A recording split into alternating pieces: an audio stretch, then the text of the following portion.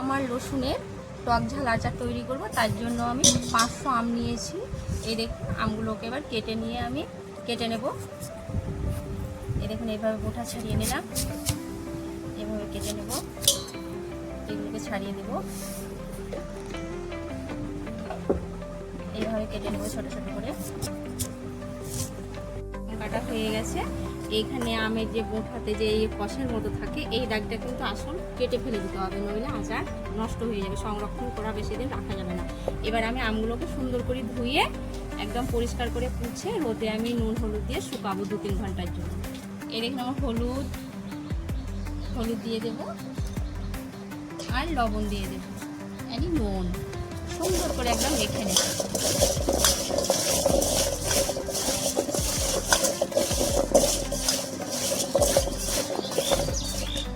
এই দেখুন আমি 2টো লঙ্কা নিয়েছি, ভালো করে ধুয়ে, মোটা লঙ্কা, এগুলোকে বম্বে লঙ্কা, এগুলোকে আমি এবার কেটে নেব। আমের সঙ্গে ধুয়ে আমি গোল গোল করে কেটে নেব। আমের সঙ্গে এগুলোকে রোদে দিয়ে দেব।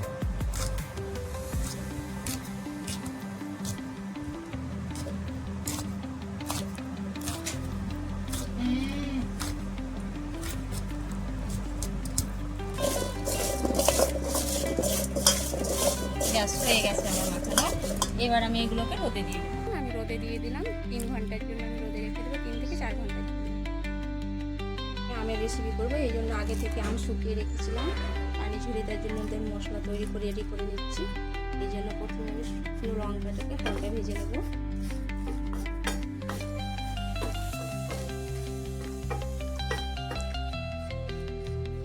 মরিচের একটা সুন্দর একটা স্মেল, গন্ধ বেরোবে।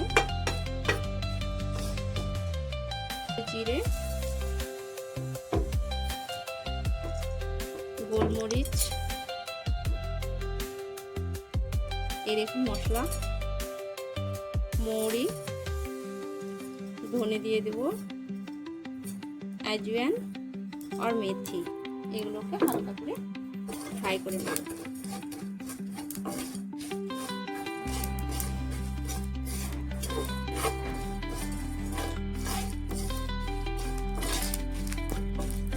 ফ্রাই হয়ে গেছে, গ্যাস বন্ধ করে এগুলোকে ভেজে নেব। এই দেখুন আমি রসুন নিয়েছি, রসুনগুলোকে শুধু হালকা করে বেটে দেবো। এই দেখুন তেল আমার গরম হয়ে গেছে, এবার আমি গ্যাস বন্ধ করে দেব, অর্ধেক তেল তুলে নেব। তেল আমি তুলে নিচ্ছি।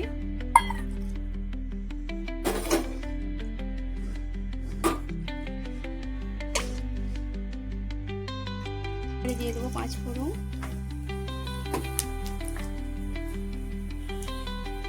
গ্যাস যেহেতু বন্ধ আছে আমার, 5 ফোড়ন দিয়ে দিলাম।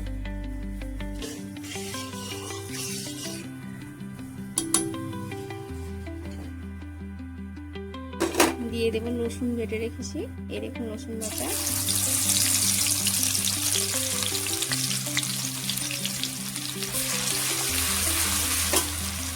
মরিচ,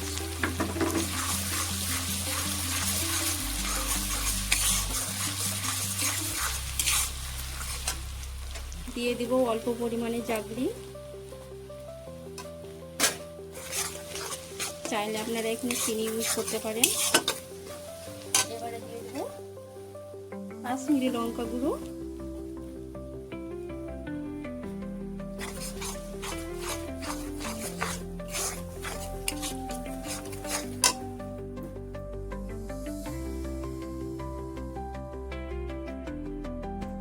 কালো জিরা দিয়ে দেব,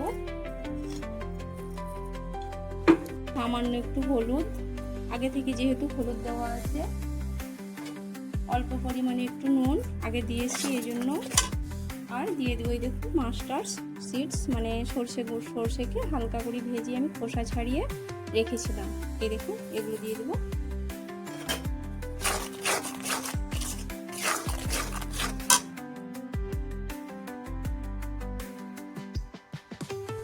আর আগের যে গুঁড়ো মশলাটা ভেজে নিয়েছি, এইটা আবার হাফ দিয়ে দেব। এই দেখুন হাফ দিয়ে দিলাম, কি সুন্দর একটা সেন্ট বেরিয়েছে। এবারে আমি কি করব, আমগুলোকে, এই দেখুন আম দেখুন আম সুন্দর করে রোদে আমি 2 ঘন্টা মতো রেখে দিয়েছিলাম, তারপরে তুলে ফ্যানের তলায় রেখে দিয়েছিলাম। এবার আমি এগুলোকে দিয়ে দেবো, আমগুলো, যাতে নোংরা না পড়ে, ধুলোবালি। এরকম মাখাচ্ছি।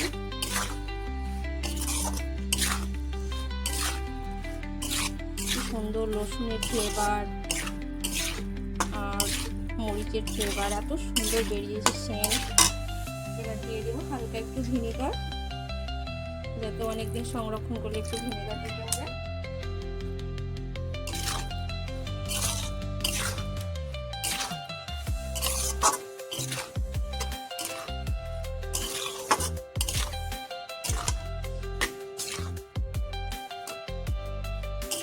আচ্ছা, রেডি হয়ে গেছে। এবার আমি আগের মশলাটা বেটে রেখেছিলাম ওইটা দিয়ে দেবো আরেকটু, আর দিয়ে দেবো চিলি ফ্লেক্স, ঘরে তৈরি করা আমার। ঝাল বেশি খেতে চাইলে ঝাল দেবেন, আর যদি না খেতে চান তাহলে দেবেন না। আর আমার চ্যানেলে যারা সাবস্ক্রাইব করেছেন তাদের জন্য অসংখ্য ধন্যবাদ এবং আমার অন্তরের ভালোবাসা রইল। চ্যানেল আমার সাবস্ক্রাইব করবেন, বেশি বেশি করে শেয়ার করবেন। আর যারা করেনি তাদের জন্য আমার অন্তরের ভালোবাসা এবং আপনাদের জন্য অনেক অনেক শুভেচ্ছা রইল। আর আমার আচার যদি ভালো লাগে অবশ্যই আপনারা সাবস্ক্রাইব করবেন, শেয়ার করবেন, সবার মধ্যে অনুরোধ রইল আপনাদের জন্য। একটা বয়ম নিয়েছি, এই বয়ম এবার ভরে নেব।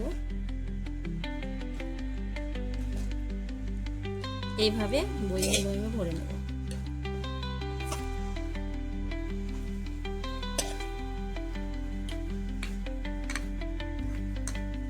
এই দেখুন, আর গরম তেল দিয়ে দিচ্ছি এবার একটু, আমগুলো ভিজে মানে উপরে ভেজে থাকে তেল, তাহলে আমটা সুন্দর থাকবে, তাড়াতাড়ি গলে যাবে।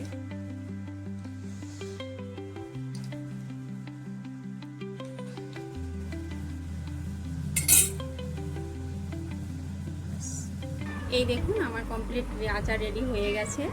রসুন মরিচ এর আম দিয়ে আচার, মশলার ফেভারিট একদম আচার, সুপার আচার। এটা অবশ্যই করবেন। আর 7 দিন এটা রোদে রেখে দেবো। আর রোদে রাখবেন, রোদে রাখলে মানে অনেক দিন সংরক্ষণ করা যায়, যেহেতু আচার যত রোদে থাকবে তত একদম সুন্দর সেন্ট বেরোবে আর খেতেও স্বাদ লাগবে।